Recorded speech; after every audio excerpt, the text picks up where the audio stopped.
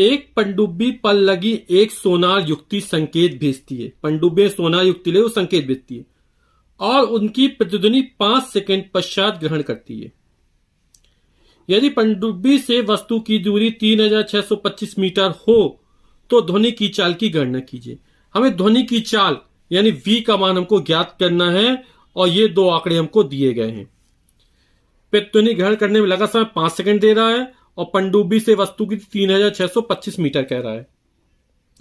अब मान लो पनडुब्बी है, यहां पर यह संकेत भेजती है, तो ये संकेत भेजेगी ध्वनि की सहायता से, जाएगा टकरा के फिर वापस आएगा,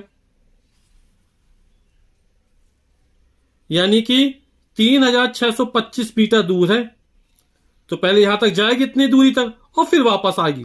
तो कितना समय लगता है? 5 सेकंड।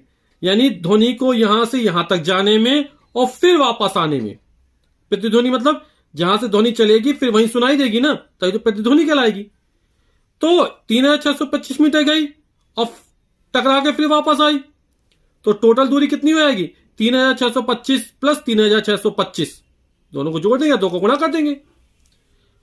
तो हमें चाल ज्ञात करनी है, तो चाल बार दूरी बटे समय, तो दूरी कितनी हो? 3625 प्लस 3625।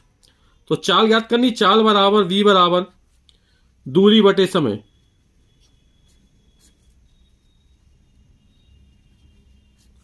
कुल दूरी कितनी होगी? 3625 प्लस 3625 बटे समय 5 सेकेंड।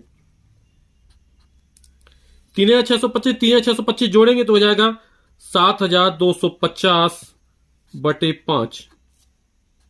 5 एकम 5, 2 बचा, 22 हो गए, 5 चौक 20, फिर 2 बचा, 5 25 मीटर प्रति सेकेंड। यही हमारा आंसर हो जाएगा।